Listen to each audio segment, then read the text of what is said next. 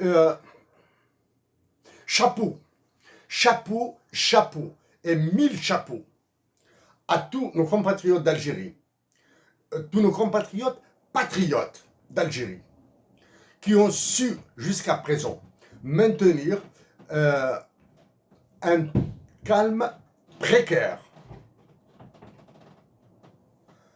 Un calme précaire, qui ont jusqu'à maintenant évité la violence due aux pressions politiques, économiques et sociales. Pour cette fois-ci, nous allons insister sur les contraintes sociales qui pèsent sur tous nos compatriotes d'Algérie. Donc, avec toute cette pression, avec cet enfer, et à vous, mes chers compatriotes d'Algérie, chapeau à vous qui arrivez à demeurer pacifique, Maintenant que les effets ravageurs du mouvement dit du Hirak de 2019 commencent à être vécus réellement, tant par l'aspect détention arbitraire, torture et manipulation. Ça, c'est d'un côté. L'autre côté, les conséquences visées par ceux qui ont déclenché ce mouvement. C'est un mouvement ravageur et destructeur. Nous venons de lire toutes les informations que nous puisons sont quasiment de l'APS, d'Algérie Presse Service. Le retour, de par les mots du haut-commissaire à la majorité du HCA, parle d'une feuille de route.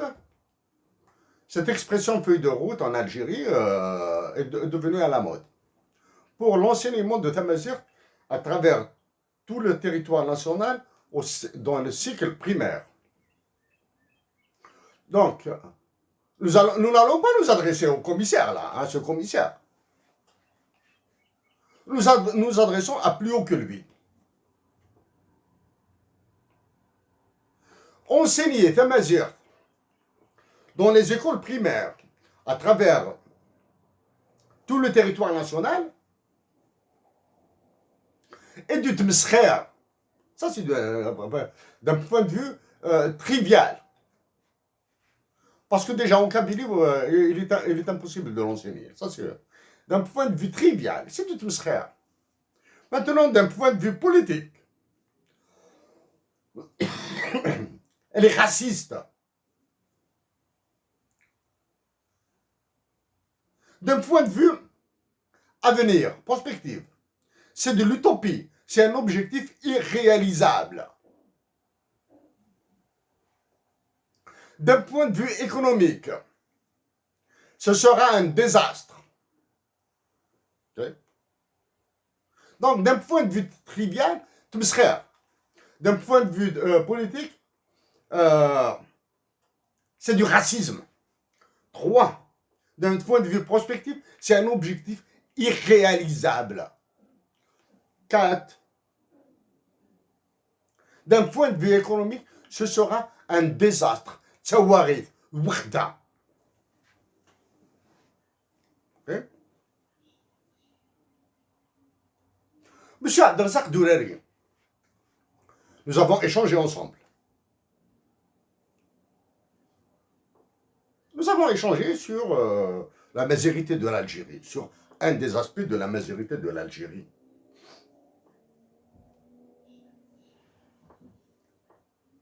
Ce serait intellectuellement, pas politiquement, intellectuellement très honnête et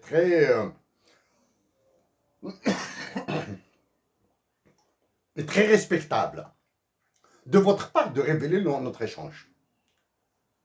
Ça, dans ça, ok?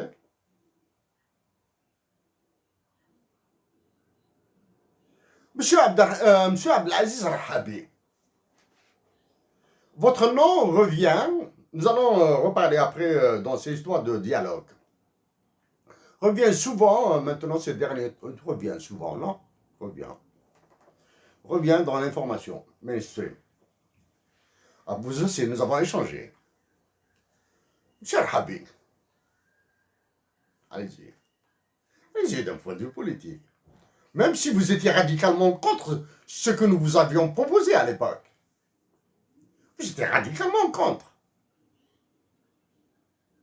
Okay. Dites-le publiquement.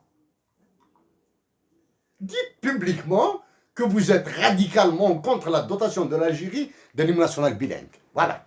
Pour aller maintenant, pour être clair, simpliste. Monsieur Anwar Haddam,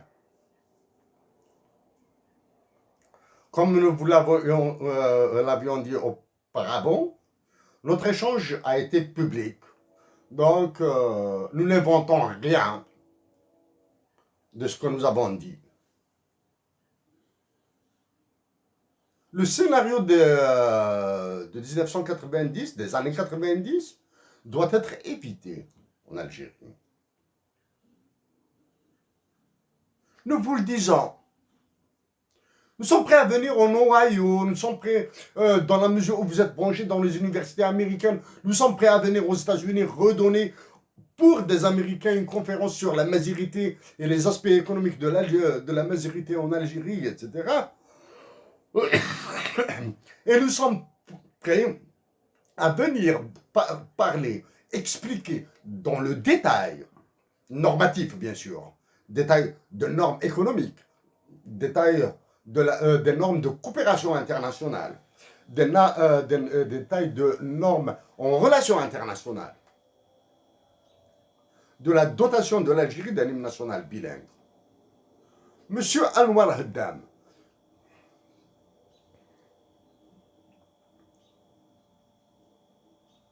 dire que l'espoir, non, il ne s'agit pas de l'espoir, il s'agit d'une décision de courage politique.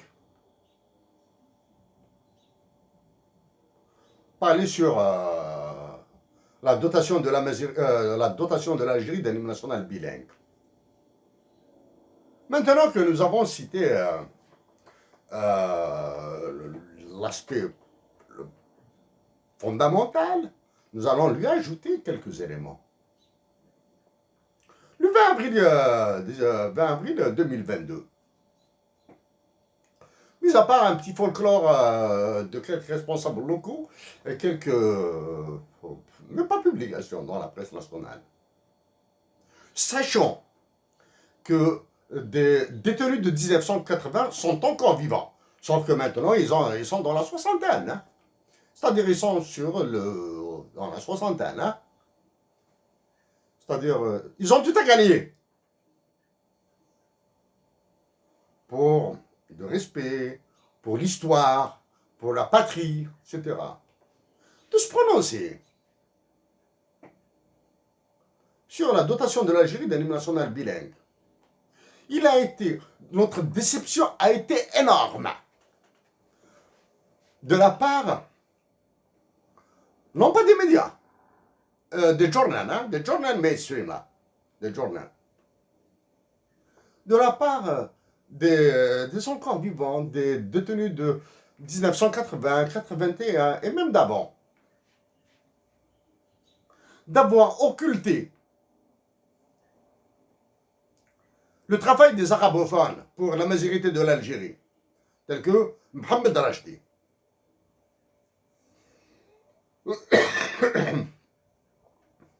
D'avoir occulté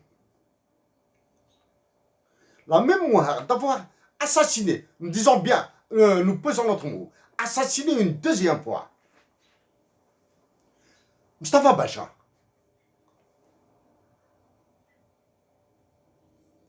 D'avoir assassiné Mustafa Bacha une deuxième fois. Comment? Et de continuer l'assassinat de Lounas Matoub. C'est un assassinat permanent. Mais la figure de légende, la figure de la légende contemporaine, hein, la figure contemporaine de la légendarité plutôt de la majorité de l'Algérie, c'est Mohamed Haroun.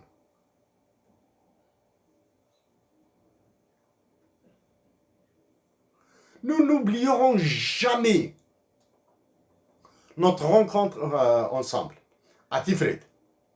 chez lui. N'oublions jamais. Une rencontre grâce à son frère, Rachid. Une année et demie, 2 années avant son décès. Le massacre de la mémoire de Mohamed Haroun relève d'un négationnisme. Ça, c'est côté amazérité.